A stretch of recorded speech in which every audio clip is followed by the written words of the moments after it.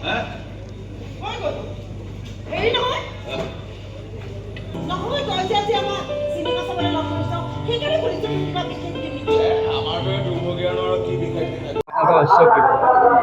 আৰু ৰহস্য ৰাজমুকুট লগতে ৰাজমুকুটৰ যি এটা টিম আমাৰ যি গোটেই নাট্য দলটো সেই নাট্য দলে আমাৰ ৰহস্য আচলতে আৰু আমি যি আমাৰ যি কষ্ট সেই কষ্টৰ ফল এইবোৰ আচলতে বেলেগ একো নহয় ৰাইজৰ আশীৰ্বাদ ৰাইজৰ মৰম গতিকে আমি যিমান পাৰোঁ সদায় আমি এটাই কথা কওঁ যে মানে এটা নাট্য দল তেতিয়াহে জীয়াই থাকে যেতিয়া আমি ৰাইজৰ আশীৰ্বাদ আৰু ৰাইজৰ মৰম পাম গতিকে সদায় অনুৰোধ এইটোৱে থাকে যে যোন জেগালৈ নাযাওঁগৈ এতিয়া যেনেকৈ আমি ৰঙিয়াত উপস্থিত আছোঁ গতিকে ৰঙিয়াবাসী ৰাইজক আমি মই ৰাজমুকুটৰ পৰিয়ালৰ তৰফৰ পৰা এটাই আহ্বান জনাব বিচাৰিছোঁ যে আমি ইয়াত বটাকুছিত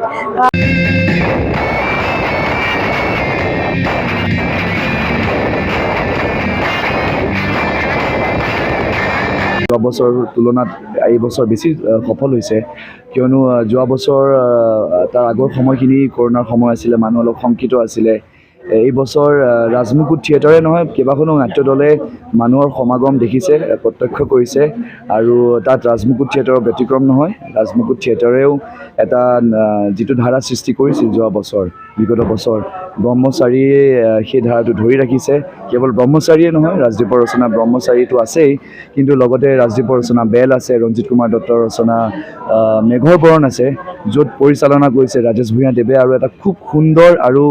খুব একাগ্ৰতাৰে কৰ্ম কৰা নাট্য দলৰ কৰ্মীসকল আছে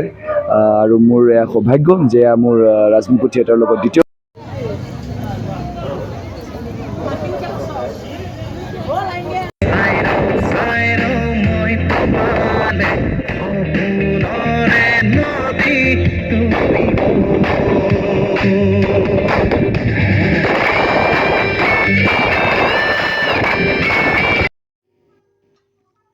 সমূহ নাট্যপ্ৰেমী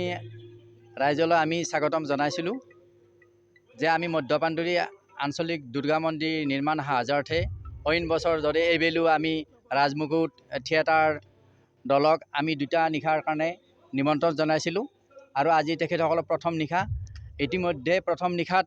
আমাৰ বিশাল জনসমুদ্ৰ আমাৰ ভৰি পৰিছে আৰু জনপ্ৰিয় অসমীয়া বোলছবিৰ অভিনেতা উৎপল দাসৰ অভিনয়েৰে আজি আমাৰ মেঘৰ বৰণ নাটক অতি সুন্দৰ নাট প্ৰদৰ্শন কৰিছে আৰু ইতিমধ্যে দৰ্শকপ্ৰেমী ৰাইজে ৰাইজক জনাইছে যে বলিষ্ঠ অভিনয়েৰে উৎপল দাসে অভিনয় কৰিছে লগতে অহাকালি আমাৰ 2য় নিশা আৰু এই 2য় নিশাত তেখেতসকলে নিবেদন কৰিব এই বছৰৰ সৰ্বশ্ৰেষ্ঠ নাট